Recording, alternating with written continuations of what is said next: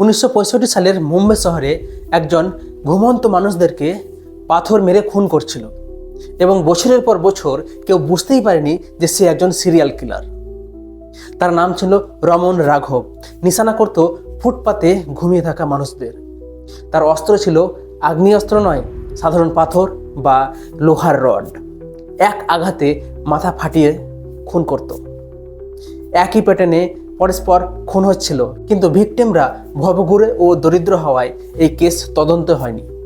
Police ভাবছিল এগুলো আলাদা আলাদা ঘটনা। 1966 সালে ধরা পড়ে এই রমন রাঘব। তিনি নিজের মুখে স্বীকার করেন যে তিনি 40টিরও বেশি খুন করেছেন, কিন্তু আদালত প্রমাণ করতে পেরেছে মাত্র 7টি।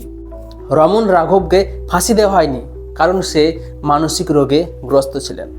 সে মারা যায় সেই মানসিক হসপিটালে। এখন কথা হচ্ছে, আইন কি সবার জন্য সমান?